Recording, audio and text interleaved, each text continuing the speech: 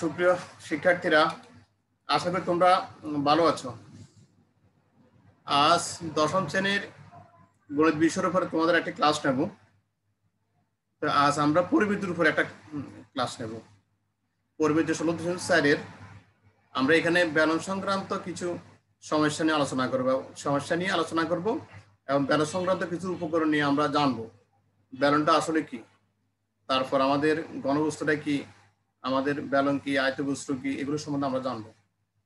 তো আসো আমরা ক্লাসে শুরু করে দিই। সবাইকে স্বাগত।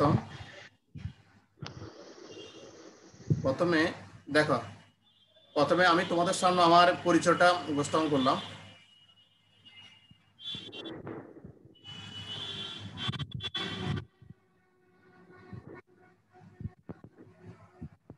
তোমাদের আজকে পাঠ পরিচিতি লক্ষ্য করো, 16 অধ্যায়। এখানে তোমাদের সামনে আমি একটা চিত্র প্রদর্শন করলাম। এগুলো কিসের চিত্র তোমরা লক্ষ্য করো। এখানে আমাদের সিলিন্ডার, অর্থাৎ ফায়ার সিলিন্ডার, এখানে আমাদের গ্যাস সিলিন্ডার, এখানে আমাদের কি একটা মিনার, অনেকগুলো জিনিস আছে লক্ষ্য করো তোমরা। এগুলো মূলত কিসের চিত্র তোমরা বলো। এখানে তোমাদের সামনে একটা চিত্র প্রদর্শন, এটা কি চিত্র তোমরা বলতে পারো? মুজাহিদ্দিনা, হ্যালো। হ্যাঁ, এই চিত্রটা কি বলতে পারো? Hello sir. হ্যাঁ, ভালো আছো? হ্যালো। জি স্যার, আপনি ভালো আছেন নি? হ্যাঁ, আছি। দেখো, এখানে তোমাদের সামনে আমি একটা চিত্র প্রদর্শন করলাম। এটা কি চিত্র? ঘনবস্তু স্যার। হ্যাঁ, ঘনবস্তু তো। এটা কাঠের টুকরো। এটা কি? কাঠের টুকরো। কাঠের টুকরো। হ্যাঁ, এটা কাঠের টুকরো। আসবে, এটা একটা কাঠের টুকরো। এরপরে বলো, এই চিত্রটা কি প্রদর্শন করলাম এখানে? ইট স্যার, ইট। Thank you. এটা ইট। এটা ইট। হ্যাঁ, এরপর আসতেছে এটা একটা ইট। তারপর লক্ষ্য করো, এখানে একটা কি আসছে? এটা কি বলো? হ্যাঁ, এটা কি? মোমবাতি। মোমবাতি। মোম নয়, এটা মোমবাতি নয়, মোম। কারণ মোম জ্বললে না মোমবাতি আসবে, এখন তো মোম জ্বলেন না। কথা বুঝছো? হ্যাঁ, মোম জ্বলতেছে না, তাই মোমবাতি না, এটা মোম এখন। জি স্যার। এটা মোম, এখন বাতি না, মোম। তাহলে এখন লক্ষ্য করো, তিনটি চিত্র তোমাদের সামনে আমি উপস্থাপন করলাম। প্রথমে একটি কাঠের টুকরো, পরে আমাদের ইট, এবং পরে কি মোম। লক্ষ্য করো, তো এখানে কাঠের টুকরো, ইট, এটা কিন্তু প্রায় একই। মোমটা হলো এক ধরনের, ঠিক আছে? দেখো, কাঠের টুকরোটা এখানে দৈর্ঘ্য, প্রস্থ, উচ্চতা আছে। ইটেরও আমাদের দৈর্ঘ্য, প্রস্থ, উচ্চতা আছে, ঠিক আছে না? হ্যালো। তাহলে আমাদের কাঠের টুকরো এবং ইট, এটা মূলত একটা ঘনবস্তু। আর মনটা হলে কি? বেলন আকৃতি। মনটা হলে কি? বেলন আকৃতি। তাহলে মনটা হলে আমাদের বেলন আকৃতি। আর কাঠের টুকরো এবং ইট হলো কি? ঘনবস্তু। তো ঘনবস্তু মানে কি? যার দৈর্ঘ্য আছে, প্রস্থ আছে, উচ্চতা আছে, সেটা হলো কি? ঘনবস্তু। কাঠের টুকরোটা, ইটের টুকরা ঘনবস্তু, মনটা হলে কি? আমাদের বেলন আকৃতি। তাহলে আমরা এখানে কি জানলাম? ঘনবস্তু এবং বেলন। হ্যালো। হ্যাঁ, এখানে ঘনবস্তু এবং বেলন, এই দুটা সম্পর্কে আমরা প্রথম ধারণা পেলাম। তাহলে আজকে তোমাদের সামনে আমরা এই ঘনবস্তু এবং বেলন সম্পর্কে যা জানবো,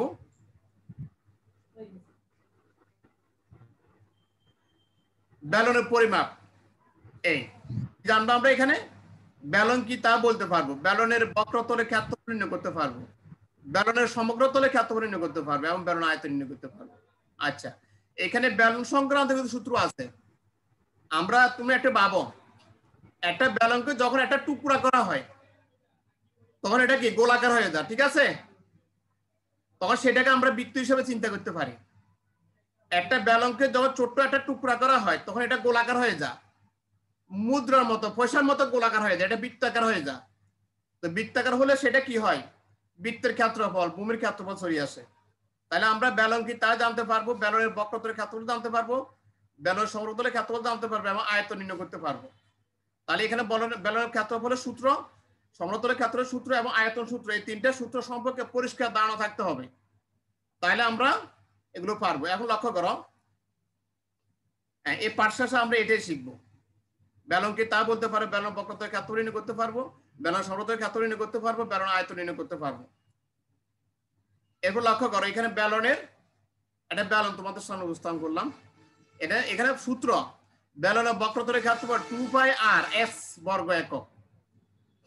ব্যালনের ক্ষেত্রফলের সূত্র হলো কি বক্রতলের ক্ষেত্রফল 2πr(x) আর ব্যালন সমতলের ক্ষেত্রফল 2πr bracket s plus r বা r প্লাস s এক কথা বর্গ একক। আর ব্যালন আয়তন হলো কি πr²। তাহলে এই অঙ্কে আমরা ব্যালন কি ব্যালন বক্রতলের ক্ষেত্রফল, ব্যালন সমতলের ক্ষেত্রফল, ব্যালন আয়তন এই তিনটে সূত্রের মাধ্যমে আমরা ব্যালন বক্রতলের ক্ষেত্রফল, সমতলের ক্ষেত্রফল এবং আয়তনের ক্ষেত্রফল আমরা জানতে পারবো। তাহলে ব্যালন বক্রতলের ক্ষেত্রফল 2πr(x), ব্যালন সমতলের ক্ষেত্রফল 2πr(s + r) বর্গ একক এবং আয়তন হলো কি πr² বর্গ একক। এখন লক্ষ্য করো তোমাদের সামনে আমি একটা আয়তাকার বস্তু অবস্থান করলাম, এটা আয়তাকার বস্তু তোমাদের সামনে আমি প্রদর্শন করলাম। লক্ষ্য করো এটা একটা আয়তাকার বস্তু, এই আয়তাকার বস্তুর উপর একটা দিক চিহ্ন করলাম আমি এখানে। ছবিতে আসে।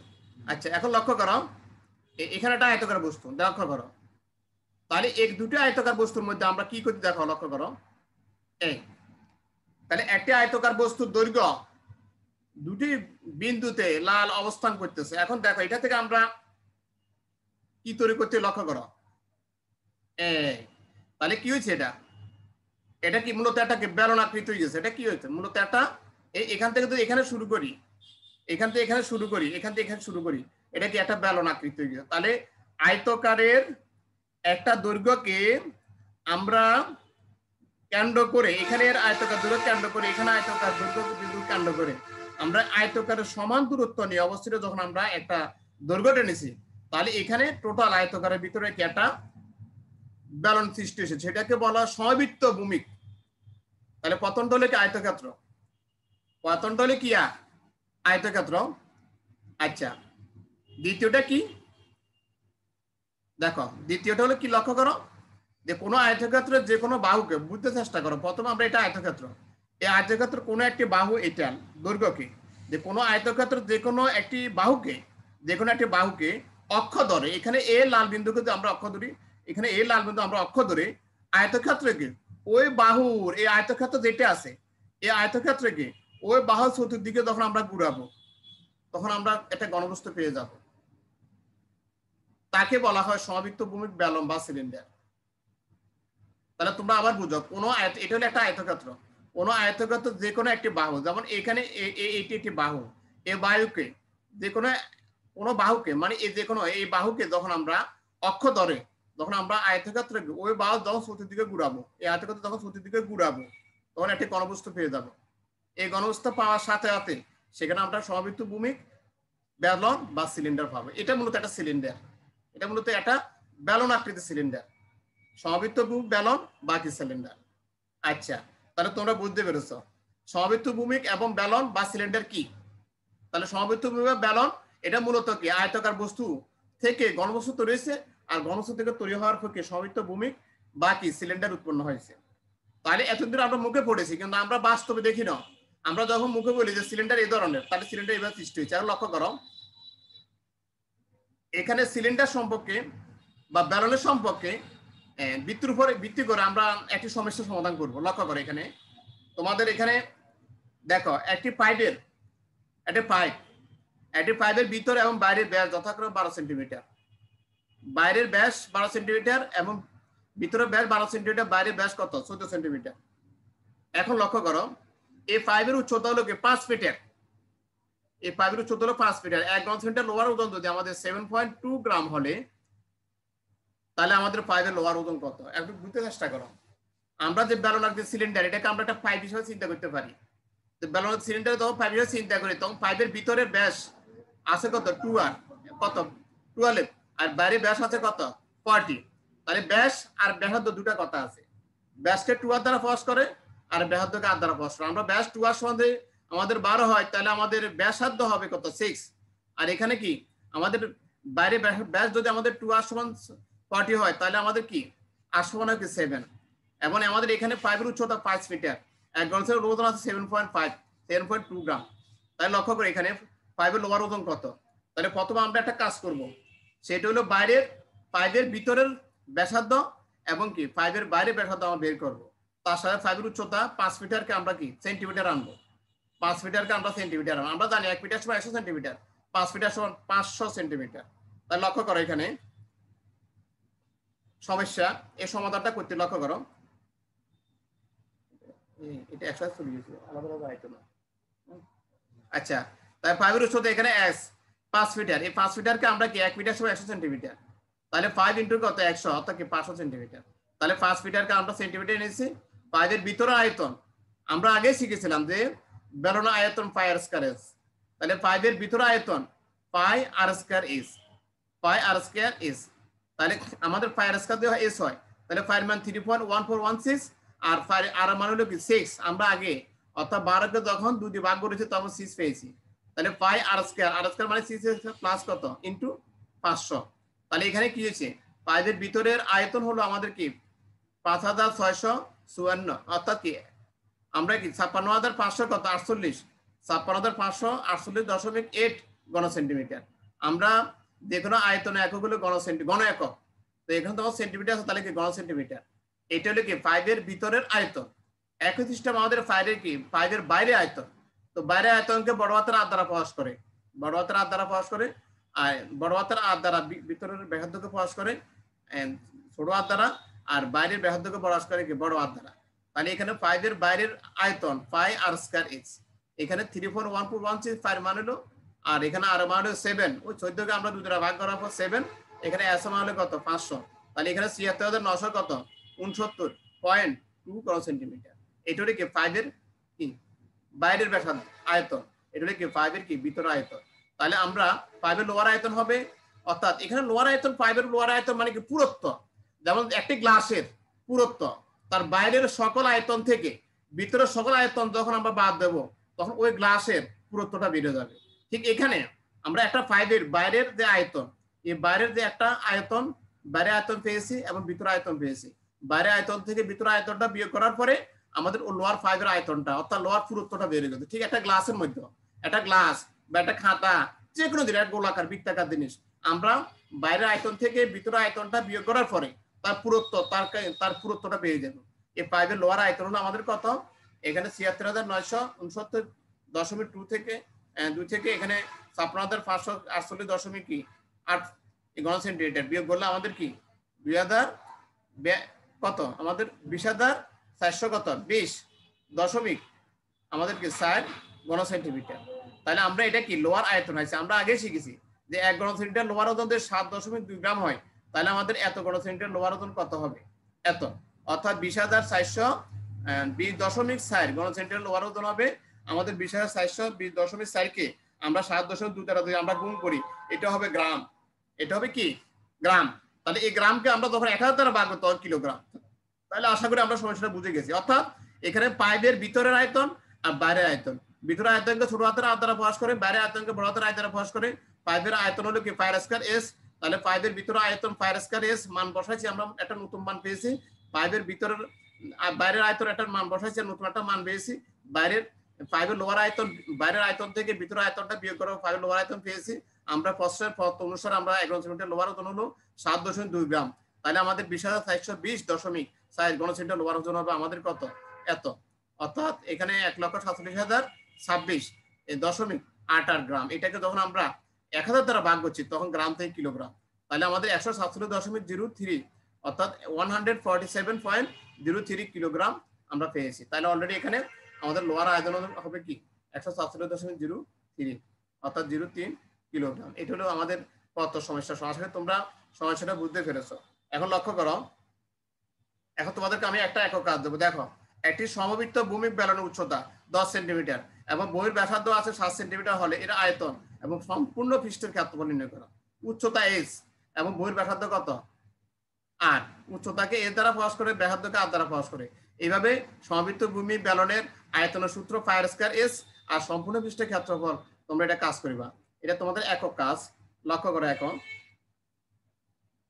দেখো এরপরে তোমাদের আরেকটি কাজ আমি তোমাদের দিয়েছি যে তোমরা বসে কাজ করবে। 14 মিটার উচ্চতা বিশিষ্ট একটি বেলনের বহির ব্যাস যদি আমাদের 12 মিটার হয় তাহলে আমাদের চিত্র আঁকো এবং ব্যাসার্ধ নির্ণয় করো। বেলনের আমাদের পৃষ্ঠতলের ক্ষেত্রফল নির্ণয় করো। বেলনের সমান কুয়া খনন করলে প্রতি ঘন মিটার যদি 12 টাকা হিসাবে হয়, ও কুয়ার মাটি খনন করতে কত টাকা লাগবে? এই কাজটা তোমরা কি করে নিবা। এই দুইটা কাজ তোমরা করে নিবা। এরপর লক্ষ্য করো, তাহলে এখন তোমাদের কাছে আমার প্রশ্ন, লক্ষ্য করো, বলো বক্রতলের ক্ষেত্রফল কি? বলো সমতলের ক্ষেত্রফল কি এবং আয়তন কি? তোমরা শিখেছো। বক্রতলের ক্ষেত্রফল কি? বলো সমতলের ক্ষেত্রফল, বক্রতলের ক্ষেত্রফল কি? 2 পাই r x, আর সমতলের ক্ষেত্রফল 2 পাই r r প্লাস s, আর আয়তনের সূত্র হলো কি? পাই r স্কয়ার s। এগুলো হলো তোমাদের কি? হ্যালো, বক্রতলের ক্ষেত্রফল, সমতলের ক্ষেত্রফল এবং আয়তন। জি স্যার। কথা বলো না কেন? বক্রতলের ক্ষেত্রফলের সূত্র কি? বলো বক্রতলের ক্ষেত্রের সূত্র কি? 2 পাই r x, আর সমতলের ক্ষেত্রফল 2 পাই r r প্লাস s। 2 পাই আর এইচ। হ্যাঁ, r r 2 পাই r r প্লাস s, বা s প্লাস 2 r, পাই আর হ্যাঁ r into plus s। H plus হ্যাঁ হ্যাঁ, থ্যাংক ইউ। আর আয়তনের সূত্র হলো কি? হ্যাঁ হ্যাঁ, আয়তনের সূত্র হলো এইচ প্লাস আর পাই r স্কয়ার s, পাই r স্কয়ার s। পাই আর স্কয়ার এইচ। হ্যাঁ হ্যাঁ ঘন এই- একক। হ্যাঁ, এই তিনটা সূত্র দ্বারা এইচ। পুরো পুরো অঙ্কটা পারবে। লক্ষ্য করো, তোমাদের একটা বাড়ি কাজ, তোমরা একটা বাসা বসে করবে। দেখো এখানে একটি সমবৃত্ত সিলিন্ডারের বর্গতলের ক্ষেত্রফল আছে কত? 4400 বর্গ সেন্টিমিটার। উচ্চতা আছে কি? 30 সেন্টিমিটার হলে সমতলের ক্ষেত্রফল কত? তাহলে সমবৃত্ত ভূমি সিলিন্ডারের সমতলের ক্ষেত্রফল, তোমরা সমতলের ক্ষেত্রফল তোমরা জানো 2 পাই r r প্লাস s, এবং ক্ষেত্রফল আছে এখানে, উচ্চতা আছে 2 পাই r r প্লাস s দিয়ে তোমরা কাজ করবে। সমবৃত্ত ভূমি সিলিন্ডারের বর্গতলের ক্ষেত্র, এটা বাড়ি কাজ তোমাদের রয়েছে, তোমরা এটা বসে বসে কাজ করবা। আর যদি কোনো সমস্যা পরবর্তী ক্লাসে এগুলো স্যারকে বলবা, ঠিক আছে? কাজ করবা, কাজ করার পরে যদি কোনো সমস্যা হয় পরে স্যারকে জানাবে। আচ্ছা, এখন লক্ষ্য করো, তাহলে আজকের দিনে তোমাদেরকে ধন্যবাদ। এখন তোমাদের এখানে ক্লাস আমি শেষ করলাম। আশা করি ভালো থাকো আর নিয়মিত লেখাপড়া করো, সুস্থ থাকো, সুস্থ সুন্দর থাকো।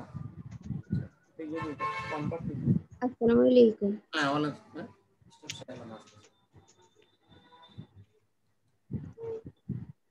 জি স্যার, আসসালামু আলাইকুম। অনেক